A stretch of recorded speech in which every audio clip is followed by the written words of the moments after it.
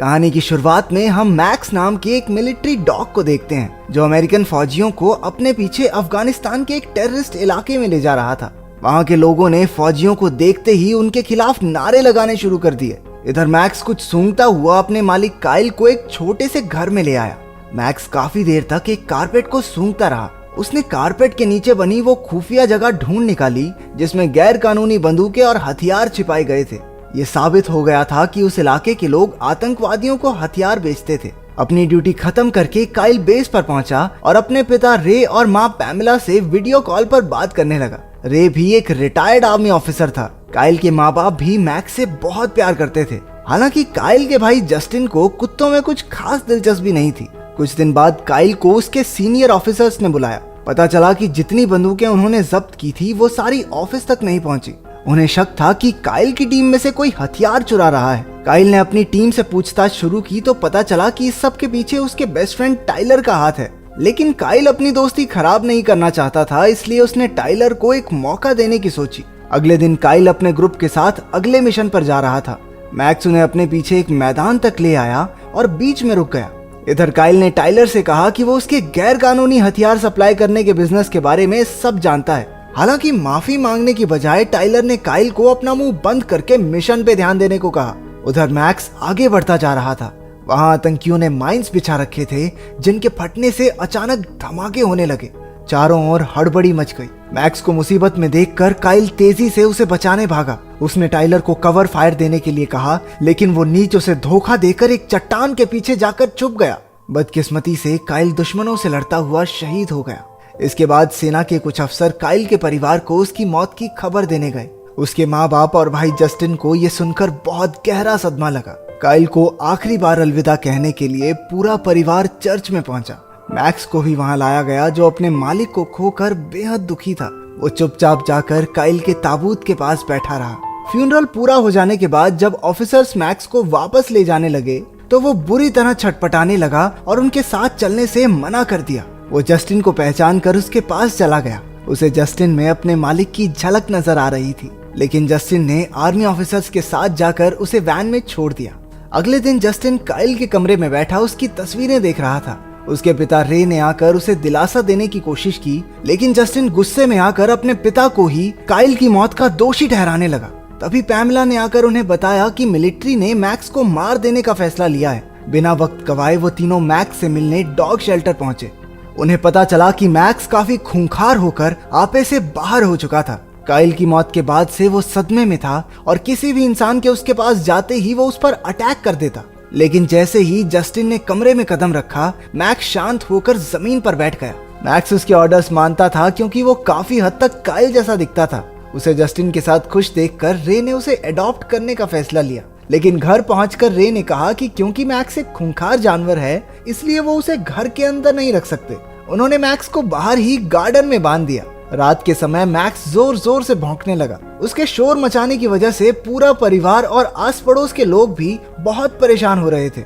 ना चाहते हुए भी जस्टिन बाहर मैक्स के पास आया। उसे देखते ही मैक्स ने भौंकना बंद कर दिया। अब तो वो जस्टिन को वापस जाने ही नहीं दे रहा था, इसलिए जस्टिन मैक्स के पास ठीक वैसे ही लेट गया जैसे काइल लेटा करता था। जस्टिन के सो जाने के बाद मैक्स पूरी रात उसकी रखवाली करता रहा। अगली सुबह जस्टिन अपने दोस्त चूई और उसकी कजन कार्मेन से मिला। कार्मेन को कुत्ते बहुत अच्छे लगते थे। जस्टिन ने उन्हें बताया कि मैक्स को संभालना उसके लिए बहुत मुश्किल हो रहा है, तो कार्मेन ने कहा कि वो मैक्स को ट्रेन करने में उसकी मदद कर सकती है। अगले दिन कार्मेन और चूई उसके घर आए। कार्मेन ने जस्टिन को कुत्तों के पास जाने की ट्रेनिंग दी और उन्हें कंट्रोल करना भी सिखाया। कुछ ही घंटों की प्रैक्टिस में जस्टिन मैक्स को अपने साथ साथ घुमाने लगा। रात को जब सभी डिनर कर रहे थे तो अचानक बाहर से मैक्स के जोर जोर से भौंकने की आवाजें आने लगी। तभी दरवाजे पर घंटी बजी। जस्टिन ने देखा कि दरवाजे पर टाइलर था। उसके माँ बाप टाइलर को देखकर बहुत खुश हुए। पूछने पर टाइलर ने बताया कि एक मिशन के दौरान उसे काफी चोटें आई थी, इसलिए वो थोड़ा आराम करने के लिए घर वापस आया है। बाद में वो टाइलर को मैक्स से मिलाने ले गए तो मैक्स उसे देखकर जोर जोर से भौंकने लगा और आपे से बाहर हो गया। गुस्से में मैक्स ने अपनी चेन तोड़ डाली और टाइलर पर हमला कर दिया। बड़ी मुश्किल से जस्टिन और कार्मेन ने उसे शांत किया और टाइलर की जान बचाई। असलियत तो ये थी कि मैक्स अपने मालिक काइल की मौत को भूला नहीं था और उसके अंदर टाइलर से बदला लेने की आग जल रही थी। अगले दिन जस्टिन मैक्स को घुमाकर वापस आया तो वहाँ एक पिंजरा रखा हुआ था। उसकी माँ ने बताया कि ये पिंजरा मैक्स के लिए है ताकि वो किसी और पर हमला ना कर सके। अगले दिन टाइलर ने रे से उनके वेयर हाउस में अपना कुछ काम करने की इजाजत मांगी। क्योंकि वो उसे अपने बेटे जैसा समझता था तो रे ने भी उसकी बात खुशी खुशी मान ली। बाद में जब उसने टाइलर से काइल की मौत के बारे में पूछा तो टाइलर ने झूठे आंसू बहाकर कहानी सुनाई कि काइल की मौत का जिम्मेदार तो मैक्स है। वो काइल के मना करने के बाद भी डेंजर जोन में चला गया और उसे बचाने के चक्कर में काइल मारा गया। ये सुनते ही रे गुस्से से लाल हो गया और मैक्स को मारने के लिए भागा। उसने अपनी बंदूक निकाली और ट्रिगर दबाने ही वाला था कि जस्टिन ने ऐन वक्त पर आकर उसे रोक दिया। अगले दिन जस्टिन फौज के डॉग शेल्टर में पहुंचा। वहां उसे काइल का दोस्त सार्जेंट रियस मिला, जिसने बताया कि मैक्स उनका आज तक का सबसे बेहतरीन मिलिट्री डॉग है। उसके मुताबिक मैक्स कभी भी काइल को चोट नहीं पहुंचा सकता। उसने ये भी बताया कि टाइलर को कोई चोट वोट नहीं लगी, उसे तो नौकरी से सस्पेंड किया गया है। उसने चूई और कार्मेन के साथ मैक्स की ट्रेनिंग के समय की वीडियोस देखी। तब उसे पता चला कि मैक्स काइल के कितना करीब था। उसे अब पूरा यकीन हो गया था कि मैक्स की वजह से काइल की जान नहीं जा सकती। तभी वहां चूई का दूसरा कजन एमिलियो आ गया। बीच में उसे टाइलर का कॉल आया जिससे जस्टिन को उस पर शक हो गया। इसलिए एमिलियो के जाते ही वो मैक्स के साथ उसका पीछा करने लगा। कुछ देर बाद वो जंगल के बीच पहुंचे जहां एमिलियो टाइलर से मिलने आया था। तभी वहां कुछ गुंडे भी आ गए जो असल में टाइलर से हथियार खरीदने आए थे। तब जस्टिन को समझ आया कि टाइलर असल में अफगानिस्तान के गैर कानूनी हथियार अमेरिका में बेचता है। उसी वक्त उन गुंडों के कुत्तों ने मैक्स को भौंकते सुन लिया और उसके पीछे भागने लगे। मैक्स उन दोनों खूंखार कुत्तों से अकेला लड़ गया और उन्हें हराकर जस्टिन के साथ भागा। खुशकिस्मती से वो हाईवे तक पहुंच गए जहां एक औरत ने उन्हें लिफ्ट देकर घर तक छोड़ दिया। अंदर जाकर जस्टिन ने देखा कि टाइलर और उसका पार्टनर डेप्यूटी स्टैक वहीं मौजूद थे। वो जस्टिन की साइकिल को जंगल में देखकर समझ गए थे कि वो उनके बिजनेस का राज जान चुका है। स्टैक ने अपने हाथ पर झूठी चोट दिखाकर इल्जाम मैक्स पर लगा दिया। उन्होंने जस्टिन के माँ बाप से शिकायत करके कहा कि वो जल्द से जल्द मैक्स को कहीं दूर भेज दें।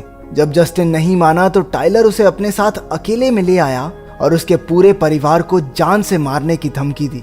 अपने परिवार की जान बचाने के लिए जस्टिन मैक्स को भेजने के लिए राजी हो गया। कुछ ही देर में डॉग शेल्टर के लोग आकर मैक्स को ले गए। इसके बाद टाइलर काम पर था जब रे ने उससे पूछा कि बिना उसकी इजाजत के उसने स्टोरेज यूनिट का इस्तेमाल क्यों किया। असल में उस स्टोरेज यूनिट का इस्तेमाल टाइलर गैर कानूनी हथियार रखने के लिए करता था, लेकिन उसने झूठ कह दिया कि वो जगह उसका एक दोस्त इस्तेमाल कर रहा है। उधर मैक्स डॉग शेल्टर में कंट्रोल से बाहर हो रहा था। वो सिक्योरिटी गार्ड्स पर हमला करके सबको चकमा देकर वहां से भाग गया। रात को रे जस्टिन से बात करने आया, लेकिन वो कुछ नहीं बोला। रे समझ गया कि जस्टिन जरूर कुछ ना कुछ छुपा रहा है, लेकिन जस्टिन बहुत डरा हुआ था, इसलिए उसने पूछने पर भी कुछ नहीं बताया। बाद में रे अपने स्टोरेज यूनिट पर पहुंचा जहां उसने टाइलर और स्टैक को ट्रक में बंदूकें रखते हुए रंगे हाथों पकड़ लिया। उसके कुछ करने से पहले ही एमिलियो ने उसे बंदूक की नोक पर बंदी बना लिया। उधर पैमेला को रे का मैसेज आया कि वो आज रात अपने हंटिंग हाउस में रुकेगा, लेकिन पैमेला के मुताबिक उनका कोई हंटिंग हाउस था ही नहीं। जस्टिन चूई और कार्मेन के साथ अपने पिता को ढूंढने निकल पड़ा। उन्हें स्टोरेज यूनिट्स का ताला टूटा हुआ मिला। मैक्स ने ताला सूंघा और उन्हें रे की ओर ले जाने लगा। पूरी रात इधर उधर ढूंढने के बाद जस्टिन और उसका ग्रुप एक सुनसान जगह पर पहुंचे। उन्होंने टाइलर को उसके साथियों के साथ हथियार बेचते देखा। रे भी उन्हीं की कार में बैठा था। जब तक जस्टिन और चूई टाइलर पर नजर रखे हुए थे, कार्मेन जल्दी से पुलिस को बुलाने चली गई, लेकिन टाइलर के कुत्तों ने जस्टिन को सूंघ लिया और उन पर हमला करने के लिए भागे। लेकिन इस बार भी अपने मैक्स ने उन दोनों कुत्तों को पेल दिया। इधर टाइलर और एमिलियो जंगल में जस्टिन के पीछे भागे। रे ने भी मौका देखकर स्टैक पर हमला करके खुद को आजाद कर लिया। जल्द ही मैक्स और जस्टिन भी वहां पहुंच गए।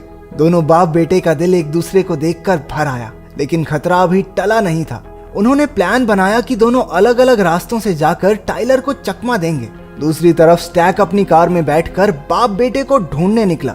उसने रे को देखकर उस पर गाड़ी चढ़ाने की कोशिश की, लेकिन रे ने उस पर गोली चला दी। गाड़ी ब्रिज के नीचे जा गिरी और जोरदार धमाका हुआ। उधर टाइलर ने जस्टिन को पकड़ लिया। वो उसे जान से मारना चाहता था क्योंकि जस्टिन की वजह से उसकी बनी बनाई डील खराब हो गई। उसी वक्त मैक्स ने टाइलर पर जोरदार हमला बोल दिया। उसने झपट कर टाइलर को ब्रिज से नीचे नदी में गिरा दिया। सही वक्त पर कार्मेन पुलिस के साथ पहुंच गई और सारे बदमाश पकड़े गए। आखिर में जस्टिन और मैक्स काइल की कब्र पर खड़े थे। जस्टिन ने काइल का शुक्रिया अदा करके पहली बार उसे सैल्यूट किया। घर लौटने पर उसके दोस्तों और परिवार ने उसका जमकर स्वागत किया।